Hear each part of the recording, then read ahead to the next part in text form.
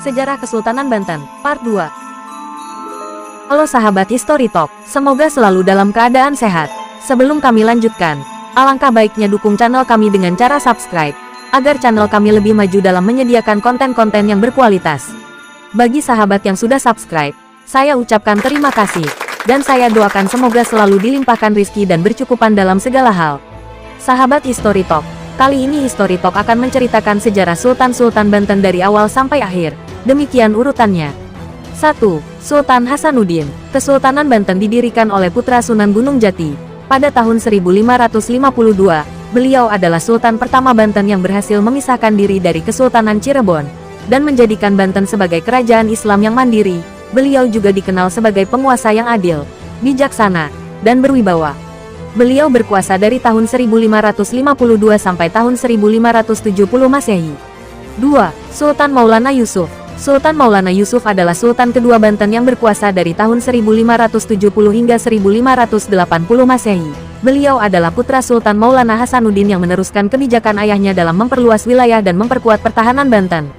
Beliau juga berhasil mengalahkan Kesultanan Pajajaran dan menaklukkan wilayah Jawa Barat. 3. Sultan Maulana Muhammad. Sultan Maulana Muhammad adalah Sultan ketiga Banten yang berkuasa dari tahun 1580 hingga 1596 Masehi.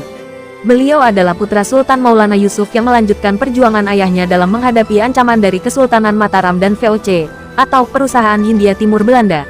Beliau juga dikenal sebagai Sultan yang gemar berlayar dan menjalin hubungan dagang dengan negara-negara lain. 4. Sultan Abdul Mafahir Mahmud Abdul Qadir. Sultan Abdul Mafahir Mahmud Abdul Qadir atau disebut juga Pangeran Ratu, adalah Sultan keempat Banten yang berkuasa dari tahun 1596 hingga 1647 Masehi.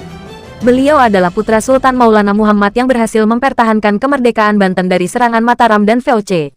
Beliau juga dikenal sebagai Sultan yang membangun banyak masjid, madrasah, dan pondok pesantren di Banten. 5. Sultan Abu Al-Ma'ali Ahmad. Sultan Abu Al-Ma'ali Ahmad, atau disebut juga Pangeran Anom, adalah Sultan kelima Banten yang berkuasa dari tahun 1647 hingga 1651 Masehi. Beliau adalah putra Sultan Abdul Mafahir Mahmud Abdul Qadir, yang mewarisi tahta Banten saat usianya masih muda. Beliau adalah Sultan yang lemah dan tidak mampu mengatasi masalah internal dan eksternal yang dihadapi Banten. 6.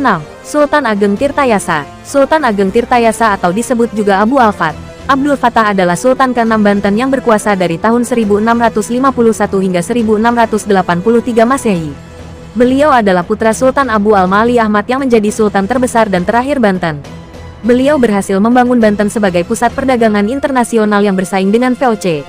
Beliau juga dikenal sebagai Sultan yang berani, cerdas, dan visioner. 7. Sultan Abu Nasar Abdul Qohar. Sultan Abu Nasar Abdul Qohar atau disebut juga Sultan Haji, adalah Sultan ke-7 Banten yang berkuasa dari tahun 1683 hingga 1687 Masehi. Beliau adalah putra Sultan Ageng Tirtayasa yang berkhianat kepada ayahnya dan menyerahkan diri kepada VOC.